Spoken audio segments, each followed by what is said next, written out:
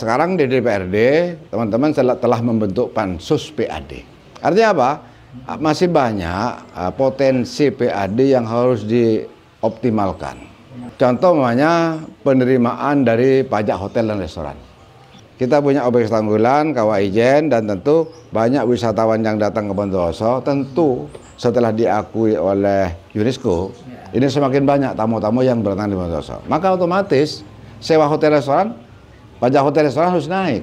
Kita ingin bagaimana Bondowoso ini dibangun dan dibiayai tidak hanya oleh masyarakat Bondowoso, tapi juga oleh masyarakat luar Bondowoso.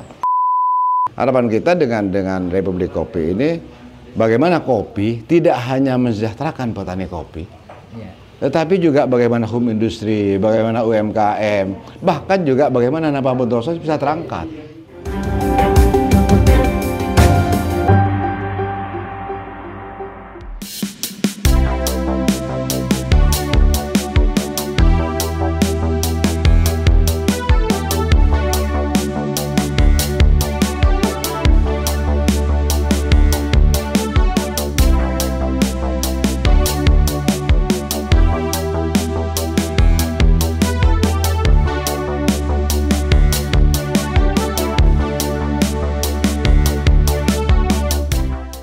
Assalamualaikum warahmatullahi wabarakatuh, Tribuners dan pemirsa harian setia dimanapun berada. Bertemu dengan saya lagi, Tri Mulyono, pemimpin redaksi Tribun Jatim Network dalam acara Gebrakan Sang Pemimpin. Kali ini saya berada di Bondowoso, salah satu wilayah di timur Provinsi Jawa Timur. Saya sekarang sudah bersama tokoh yang sangat terkenal di Kabupaten Bondowoso, yaitu Bapak Ketua DPRD Kabupaten Bondowoso, Bapak Ahmad Dovir. Assalamualaikum. Waalaikumsalam. Kelihatan awet muda ini Pak Dovir, luar biasa. Alhamdulillah. Makanya kalau kepingin awet muda, kalau susah jangan dipikir. Ini rahasianya. Malah tambah susah. Dijalani.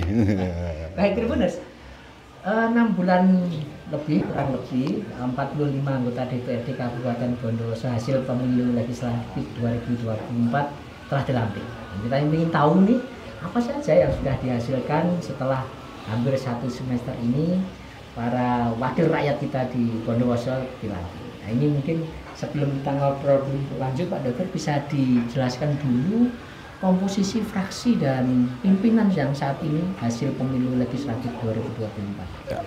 Alhamdulillah Bondowoso pemenang itu PKB. Berapa kursi? Dan kursi PKB terbanyak se-Jawa Timur. Se-Jawa Timur. Se-Jawa Timur.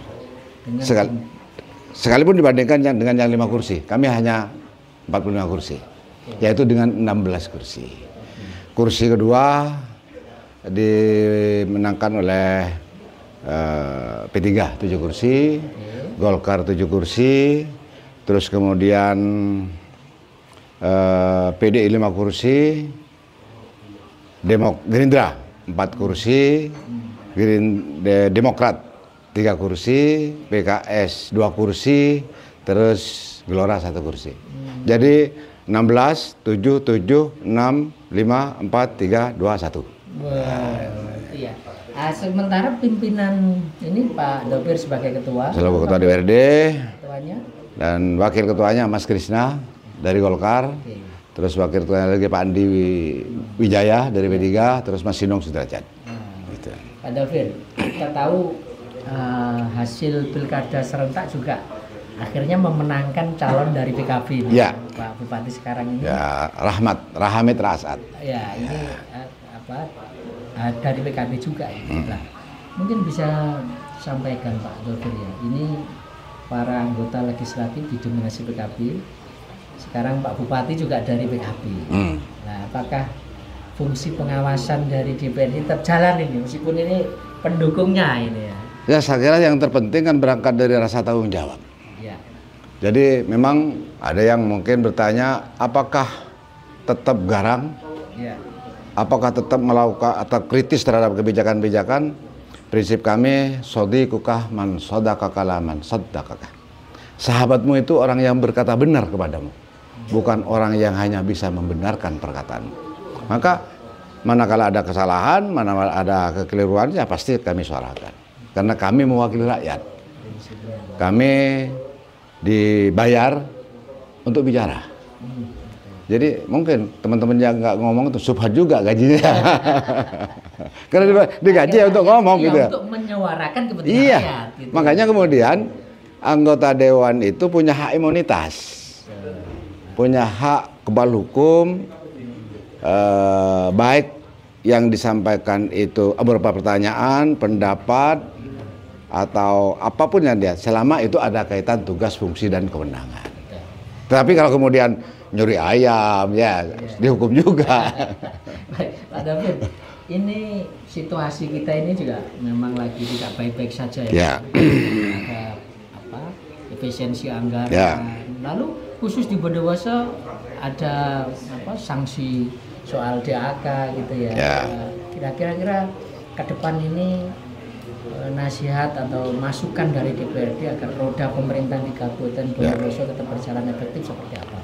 Yang pertama adalah punya pemahaman yang sama, bahwa eksekutif itu sebenarnya eksekutor, ya, yang merencanakan dan yang melaksanakan. Legislatif itu legislator atau yang melegalisasi anggaran, dan semuanya berpikir untuk kepentingan rakyat sesuai dengan tugas, fungsi, dan kewenangan masing-masing. Kan itu sebenarnya. Bagaimana eksekutif merencanakan anggaran, dan kemudian setelah disusun anggaran diserahkan ke DPRD untuk dibahas dan disetujui DPRD. Setelah DPRD diserahkan kembali ke eksekutif untuk dieksekusi, untuk dilaksanakan. Itu yang terjadi. Tapi kemudian kondisi 2025 ini, ya saya memahami bupati kita ini kan baru 2 bulan. Ya, dilantik. Baru 2 bulan ya, sejak Februari 2020. Baru 2 bulan dilantik, dan dilantik beliau bulan Februari. 20 Februari. Ya. Pas 2 bulan Ya. lebih. Tetapi APBD 2025 itu bukan disusun oleh bupati yang sekarang. RKPD itu, rencana kerja pemerintah daerah, itu disusun pada Maret 2024. RKPD 2025. Nah, kemudian pertengahan tahun disusun KUPPAS. Akhir tahun, tepatnya pada bulan November 2024, baru dibahas dan disetujui DPRD. Maka APBD 2025 itu sebenarnya produk pemerintahan sebelumnya. Tetapi kita tidak bisa saling menyalahkan, karena pemerintahan itu bukan orangnya, tapi institusinya. Siapapun yang memimpin, siapapun yang jadi anggota, ya tetap ini berjalan sebagaimana. Tapi yang perlu dipahami bahwa bukan saling menyalahkan, tetapi APBD 2025 ini adalah produk 2024 yang bupati yang sekarang tidak ikut mengesahkan. Nah, kendalanya kemudian, ya kita pahami bahwa ada SE Mendagri, ada keputusan Menteri Keuangan, ada Impres, dan ini harus kita patuhi, di mana ini semua kabupaten se-Indonesia, semua provinsi Indonesia untuk melakukan efisiensi anggaran. Efisiensi kan tidak sekedar efisiensi, tentu punya target. Bagaimana kemudian alokasi anggaran tepat sasaran. Nah, Bondowoso dengan efisiensi ini tentu ada beberapa program yang sudah ditetapkan pada November 2024 tidak bisa dilaksanakan. Sudah didok November 2024 oleh pemerintah sebelumnya. Nah, tahun ini tentu tidak, karena ada efisiensi, tidak bisa dilaksanakan. Contoh efisiensi, contoh masalah ATK saja dilakukan 90%. Perjalanan dinas juga 50%. Bukan hanya itu, Bondowoso ini dau earmark khusus untuk jalan ini tidak bisa dilaksanakan senilai 65 miliar. Maka pada waktu APBD yang sudah didok pada bulan November dan sekarang mau dilaksanakan, ya nggak ada duitnya, nggak ada anggarannya. Itu yang pertama. Belum lagi Bondowoso ini kena sanksi tidak dapat DAK infrastruktur pariwisata. Itu sanksinya. Sanksinya. Ya. Kenapa disanksi? Karena sebelumnya. Karena DAK infrastruktur jalan tahun 2022, tahun 2023 tidak dilaksanakan. Yang 2022 dikembalikan, dan itu sempat dibahas pada waktu rapat Badan Anggaran Tim Anggaran, dan kemudian 2023 itu antara lain jalan Gerdu Atak yang ke Ijen itu karena melewati lahannya perhutani, kan harus ada izin di perhutani, dan kemudian tidak bisa dilaksanakan, menjadi silpa. Silpa 2023, evaluasi 2024, maka sanksinya 2025. Jadi sudah jatuh ketimpa tangan. Lebih dari itu, bukan hanya ketimpa tangga. Saat tembok-temboknya. Nah, ini kan sudah ada dua, efisiensi, terus sanksi DAK, belum lagi kesalahan perencanaan di APBD untuk APBD 2025. Kesalahan perencanaan. Ini sanksinya juga? Bukan sanksi kalau ini, kesalahan perencanaan yang dimaksud selain sanksi ya, selain dari DAU Ermak tidak bisa laksanakan, ada sanksi dan kemudian kesalahan perencanaan APBD 2025 yang didok akhir November 2024. Kesalahan perencanaannya di mana? Pada waktu itu eksekutif mengasumsikan Silpa 2024 yang bisa digunakan dibelanjakan lagi di 2025 mengasumsikan 140 miliar. Sehingga karena kita punya gambaran akan ada uang 140 miliar, lalu kemudian APBD kita dijadikan defisit 140 miliar. Disusunlah program-program kegiatan yang nanti akan dibiayai dengan asumsi Silpa 140 miliar. Faktanya hanya masuk 64 miliar. Maka bisa dipastikan di 2025 ini ada program yang sudah direncanakan senilai 76 miliar tidak bisa dilaksanakan karena tidak ada uangnya. Efisiensi, sanksi, dan kesalahan. Nah, Pak David, dalam situasi yang apa ini, sesak nafas ya, betul. Itu ya, itu apa yang harus dilakukan? Lah inilah kemudian kami dengan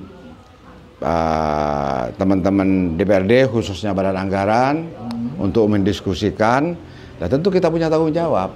Ya. Itulah kemudian kita buka kembali, kita evaluasi kembali, lalu kemudian kita melakukan penggeseran-penggeseran antara Badan Anggaran, tim anggaran, sehingga diarahkan kepada skala prioritas yang itu kemudian rakyat yang selalu ditanyakan itu pembangunan jalan.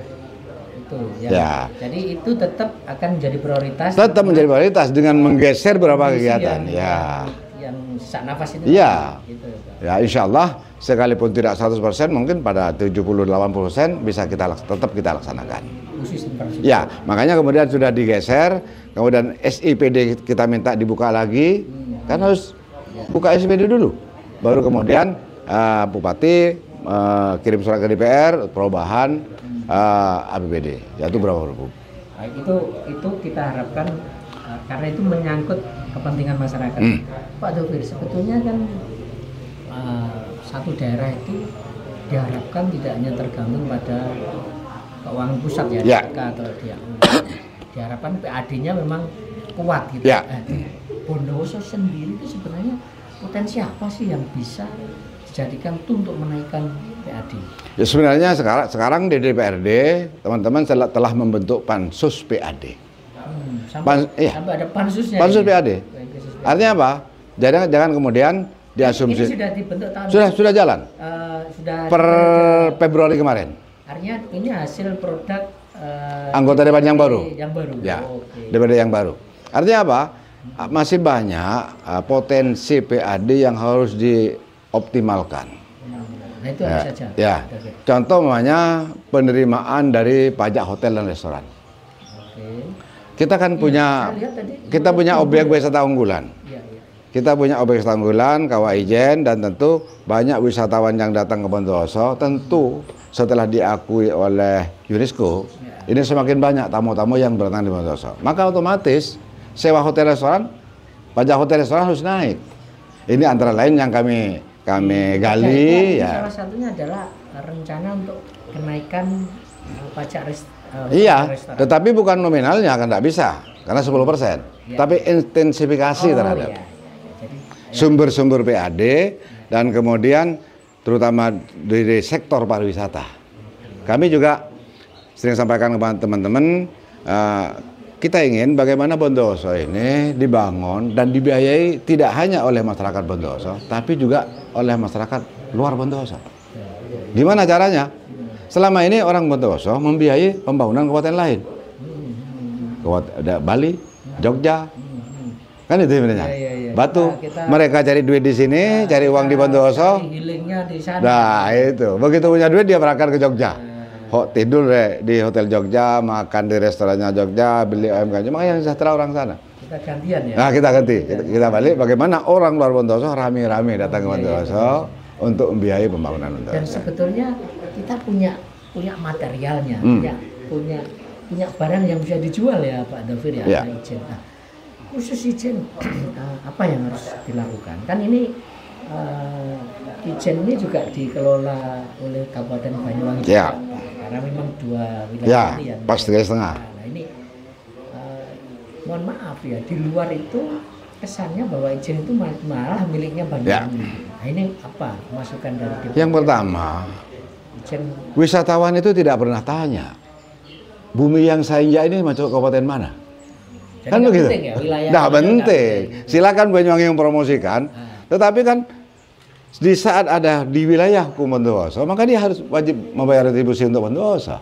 Sehingga Tetapi memang bagaimana apa yang harus disiapkan agar wisatawan itu juga selain di Banyuwangi juga di Bondowoso. Nah, di Bondowoso kan itu yang terpenting. Bagaimana kemudian hotel kita siapkan, kemudian objek wisata selain Kawah Ijen. Karena kita bagaimana kemudian wisatawan tidak hanya datang ke Ijen, Ya. datang ke Bondowoso tidak hanya di kawasan Ijen, tapi bagaimana dia bisa datang ke wisatawan yang dikelola oleh pemerintahan desa dan sebagainya, sehingga banyak objek wisata yang didatangi oleh mereka dan mereka bisa berlama-lama di Bondowoso. Bahkan juga di saat yang bersamaan kita juga mempromosikan kopi Arabica Bondowoso. Itu Nah, satu hal kan pariwisata, yang kedua yang bisa jadi tool untuk mendongkrak PAD memang UMKM ya Pak. ya, Dalam beberapa waktu terakhir ini kan Pak Bupati nyebut kita mau Republik Kopi Bondowoso Reborn. ya. Nah, itu bisa ada masukannya apa Pak? Inilah pentingnya di saat eksekutif legislatif sama, tentu bukan untuk berbuat hal-hal yang ini, tetapi bersama-sama untuk menghilangkan apa yang harus kita lakukan untuk masyarakat Bondowoso. Jadi harapan kita dengan Republik Kopi ini, bagaimana kopi tidak hanya mensejahterakan petani kopi, Ya. tetapi juga bagaimana home industri, bagaimana UMKM, bahkan juga bagaimana nama Bondowoso bisa terangkat. Jadi saat Bondowoso selalu disebut-sebut, maka orang kemudian tertarik datang ke Bondowoso. Ya sama lah dengan kopi, Konkretnya apa, Pak? kopi Gayo. Iya. Ya kopi Gayo itu kan kabupaten baru. Kenapa kita lebih mudah mengatakan kopi Gayo? Iya. Tapi kan orang kemudian berpikir di mana Gayo itu, kan begitu. Nah, yang ingin kita lakukan bagaimana juga Bondowoso bisa menghasil kopi dan kemudian Tapi ada. nggak dikenal ini Bondowoso. Gitu ya, Nah, Pak. itulah yang akan dilakukan oleh pemimpin baru kita dan tentu DPRD akan selalu mensupport.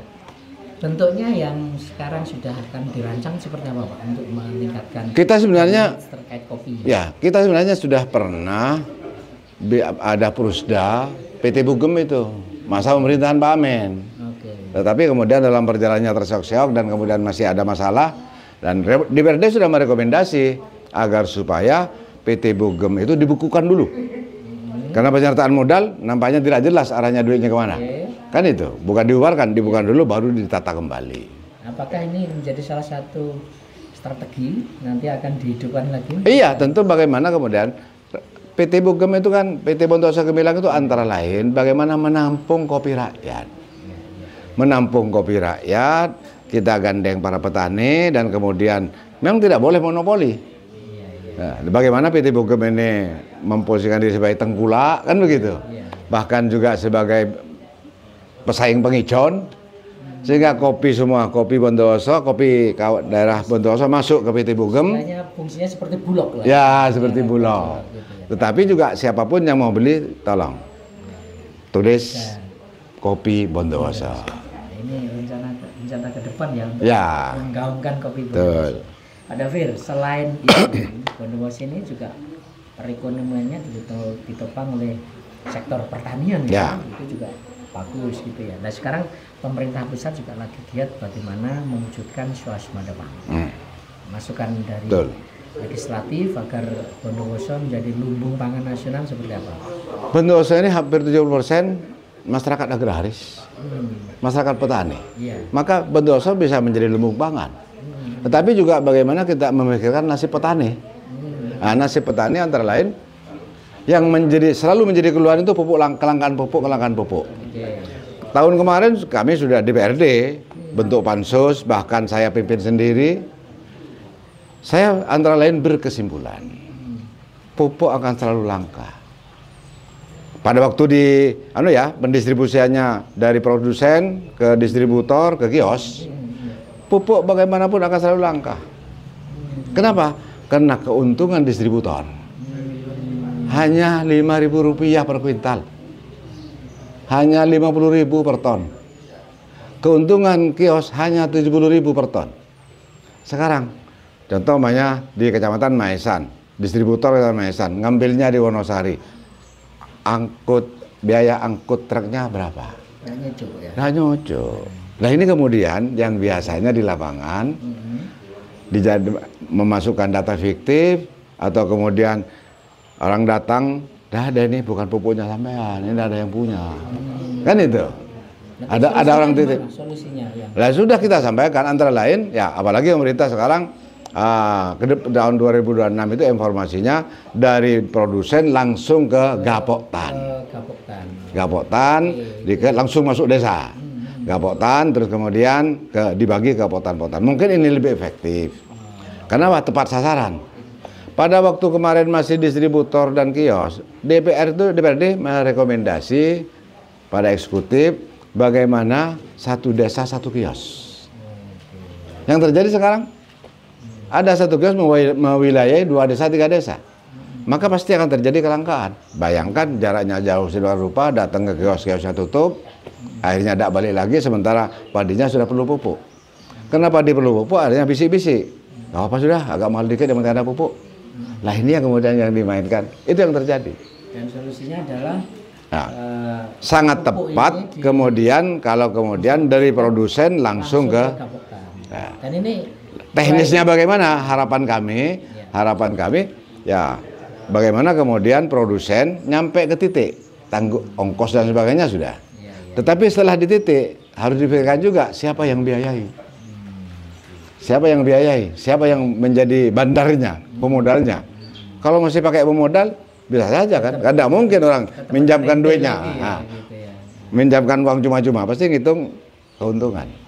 Lah ini tentu menjadi harapan kami, menjadi perhatian pemerintah, siapa pemodalnya nanti di saat pupuk itu datang ke distributor, ke Gapoktan.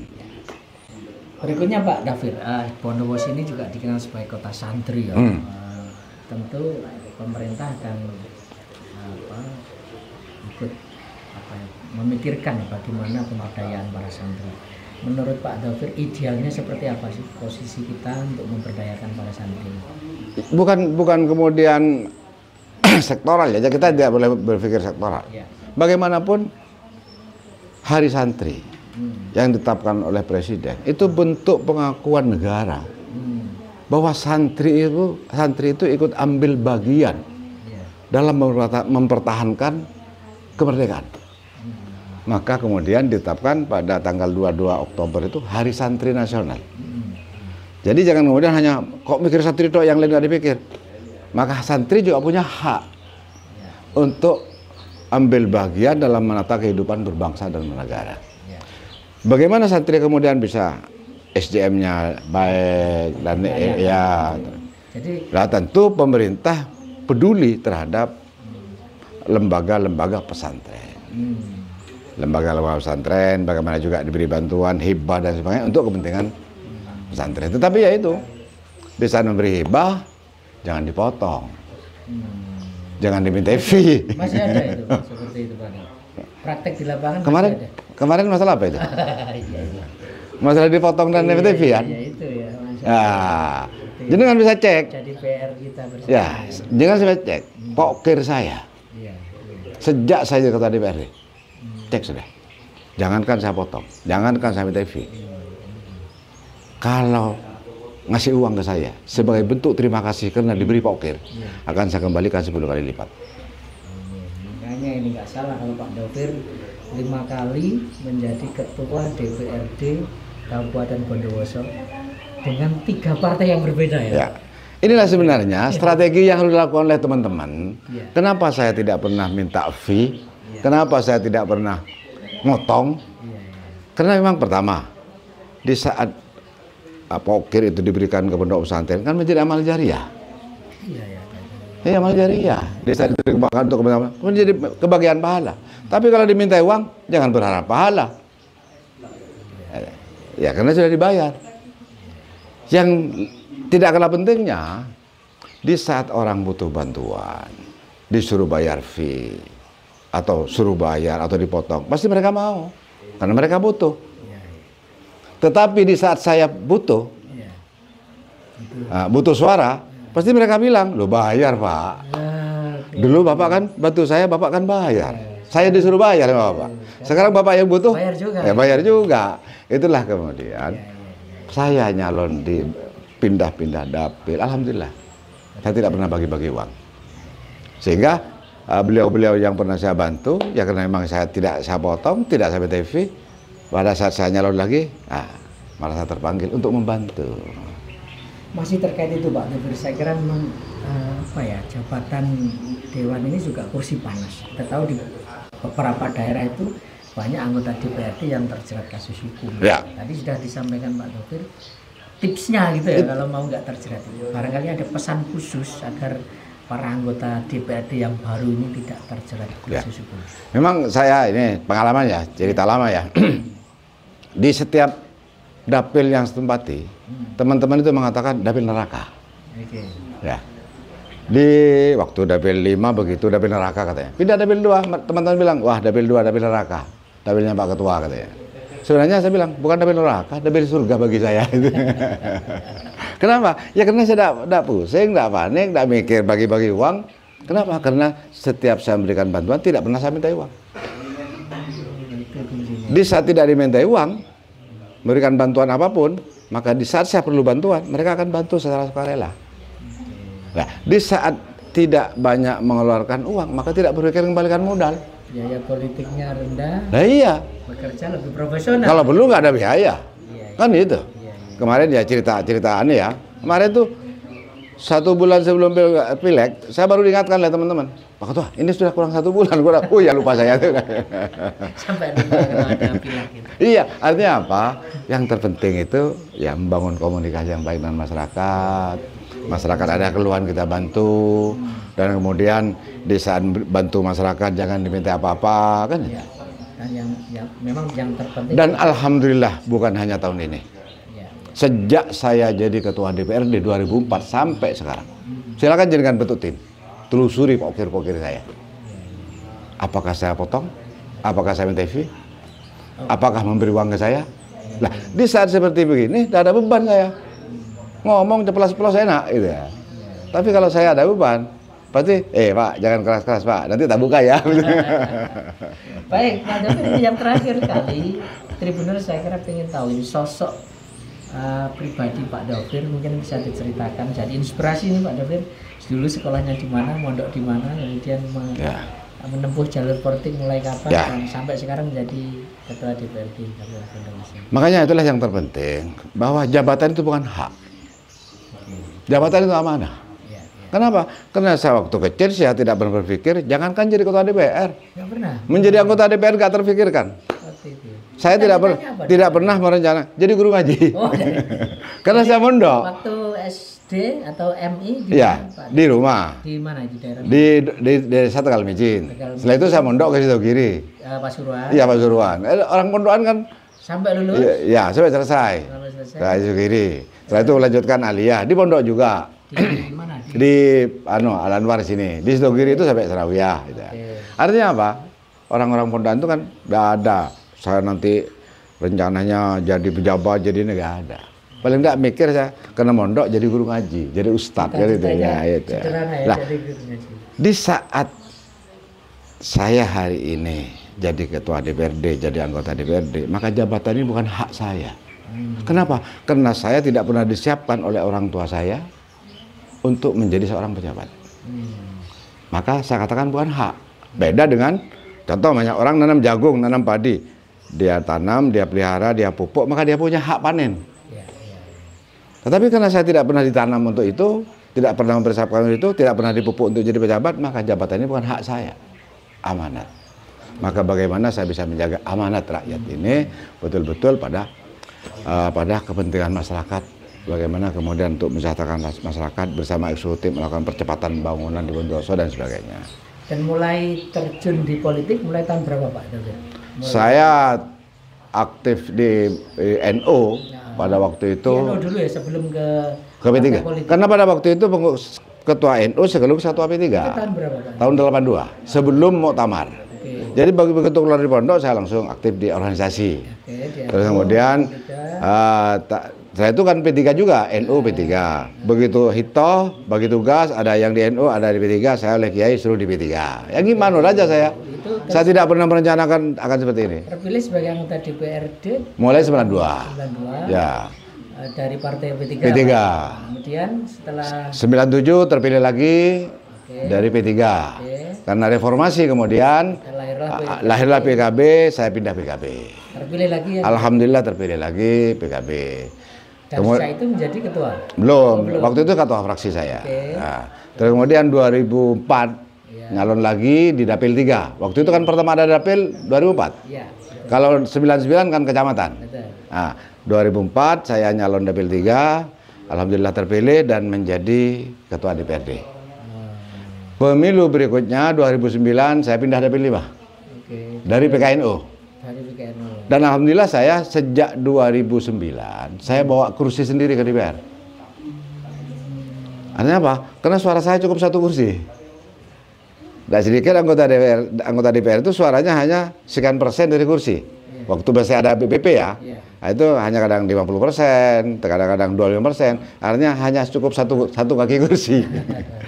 Alhamdulillah saya lengkap mulai 2009. Jadi suara saya selalu lebih 1 kursi. Jadi bawa kursi sendiri ke DPR. Istilahnya bawa kursi sendiri. Dan kembali ke PKB tahun. Nah, 2014, 2009 saya di PKNU. Alhamdulillah PKNU menang di Bondowoso dan jadi ketua DPRD PKNU. Begitu PKNU tidak bisa ikut pemilu, geser lagi ke PKB. Dan alhamdulillah menang lagi PKB Bondowoso dan jadi ketua DPRD sampai sekarang pemilu 2004 2000 ya. Juga sebagai pemenang dan yang lebih membanggakan PKB menang di legislatif juga menang di eksekutif. Ya. Maka kemenangan ini jangan kemudian dijadikan kebanggaan. Ini bukan hak. Ya, saya makan ke teman-teman, kita ngantarkan bupati, kita senang. Ya. Tapi jangan terlalu senang. Ya. Kalau terlalu senang nanti over ya. Nanti dimanfaatkan. Maka kemudian bagaimana kita jaga betul. Karena apa? Karena menyangkut marwah. Marwah partai pengusung, termasuk marwah, terutama marwah para masyayikh, para kiai yang mendukung beliau. Biasa ini Tribuners banyak sekali hal positif yang disampaikan oleh Pak Ahmad Dovir.